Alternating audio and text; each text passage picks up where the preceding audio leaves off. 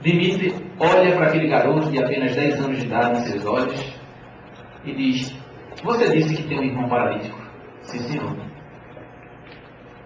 E como é que eu nunca sabia disso? Melania, por que você não me falou? Não tive a oportunidade. E você disse que ele vivia numa situação pior do que a minha? Sim, senhor. Pois ele não movimenta os 4 membros. Ele só mexe os olhos e a boca. Dimitri entrou em reflexão naquele momento. O garoto saiu pela porta e naquela noite ele não dormiu direito. Ficou imaginando como poderia uma pessoa ter uma situação pior do que a sua. Porque nós, infelizmente, temos o hábito de achar que a nossa vida é sempre a pior, principalmente quando advém as dificuldades da vida. E naquele momento, Dimitri teve uma ideia. Vou visitar esse garoto e vou constatar com meus próprios olhos a sua situação. No outro dia, chamou seus servos, pegou o trenó e parou na frente da casa do intendente. O intendente tomou um susto. Como pode um senhor, dono de tão vastas terras, aportar na minha humilde residência? E fez aquele recebimento magistral.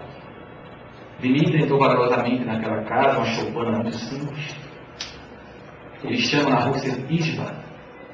E se deparou com um jovem de mais ou menos 20 anos de idade, deitado num catre, numa cama, sem mexer nem braços nem pernas. Apenas movia os olhos e a boca. E ele, muito timidamente, disse: bom dia. Você está bem? Sim, senhor. Você não movimenta nem os braços nem as pernas? Não, senhor. Como é que aconteceu isso? Ele disse: meu senhor, eu trabalhava nas suas terras para ajudar meu pai e minha mãe, porque eu sou o filho mais velho de um conjunto de 8. E aos 10 anos de idade, eu trabalhando no frio, no inverno severo, contraí uma virose na medula espinhal que me transformou em uma pessoa paralítica, de forma irreversível. Mas você é feliz? Muito. Como? Eu tenho pais e tenho irmãos que me amam muito. Todos me servem, todos me ajudam. À noite, cantam cantigas belíssimas, entoam hinos agradecendo a Deus por tudo. Eu me sinto a pessoa mais feliz do mundo, porque embora com a desdita de ter que interromper o meu curso de trabalho em tão tenridade, eu pude perceber que sou muito amado. Aquilo era muito para Dimitri. Ele não concebia como uma pessoa, numa situação tão difícil, poderia exalar uma alegria tão grande de viver. Na saída, tirou 20 rublos do seu bolso e deu para Ivan, para que ele pudesse comprar alguma coisa que estava precisando. Os trabalhadores ergueram Dimitri da cadeira, e quando ia sair na porta, ele ainda viu o Ivan chamando sua irmã mais nova e dizendo: tome aqui, vá comprar sua boneca e aproveite e compre isso para a mamãe. A irmã pequena perguntou: e você, irmã? Para mim não precisa trazer nada, porque eu já tenho tudo. O Dimitri virou a sua face para Ivan e disse: você acha mesmo isso? Ele disse: acho, porque minha vida é muito boa. Difícil mesmo é a vida de Tito Zerkov, que mora na comunidade vizinha. Mas por que é pior? Porque além de paralítico, ele é cego. E não tem uma família como eu tenho para cuidar dele. Dimitri, agora já mais sensibilizado, pergunta: como é que eu faço para chegar na casa do Tito? Ensinou-lhe como chegar na casa do Tito. Ele, junto com seus servos, mais alguns 20 minutos de caminhada de trenó, aportam uma choupana numa isla extremamente pobre. O lixo havia se acumulado e, junto com a neve, tinha formado esculturas grotescas. A porta não tinha trinco. Dimitri levado pelos seus servos, vai entrando vagarosamente naquele local totalmente imundo e dá de cara com um senhor de aproximadamente 50 anos de idade, que como ele havia lutado na guerra da Crimeia e que durante os combates tinha ficado cego e paralítico. As bagas corriam pela sua face, a pele macilenta, e ele teve asco daquela cena. E aí, mais uma vez, ele disse: bom dia, como vai, seu Tito? E o Tito, alegre por perceber que estava recebendo a visita tão nobre, agradece a Deus, primeiramente, por ter o feito.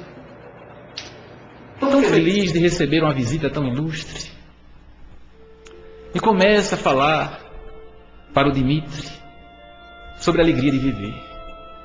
Dimitri não teve coragem de verbalizar, mas pensou na sua mente que ele era louco ou demente. Impossível. Impossível uma pessoa numa situação como essa estar bem dizendo a vida. Isso é utópico. Ele deve ser portador de alguma enfermidade mental, com certeza. E o Tito Zherkov falava como era alegre. Pessoas na comunidade que gostavam tanto dele, pois todos os dias levavam-lhe comida, levavam alimento, medicamentos se fosse necessário. 2 deles se revezavam na obrigação de lhe fazer higiene pessoal, e ele se dizia imerecedor de tamanha graça. Dimitri, impressionado, perguntou a ele se ele tinha algum desejo na vida. Ele disse: sim. Sim, Vossa Excelência, eu tenho um desejo, sim. Eu queria que algum anjo bom na terra fosse ver o meu companheiro Elias Peterov em uma situação muito pior do que a minha. Quando ele disse isso, Dimitri arregalou os olhos. Se pior do que a sua. E o que foi que esse infeliz fez da vida onde ele está? Mas Elias era um trabalhador também do seu campo, portador da epilepsia. Estava trabalhando com explosivos quando de repente sucedeu um acidente gravíssimo. E ele ficou cerdo, surdo, mudo, dependente completamente de sua mãe, que o maltrata. Dimitri baixou os olhos, retirou do bolso 40 rublos, entregou em cima da mesa, dizendo o que estava deixando ao Tito. Pediu novamente para os seus servos lhe acompanhassem até a porta para voltar ao seu palácio.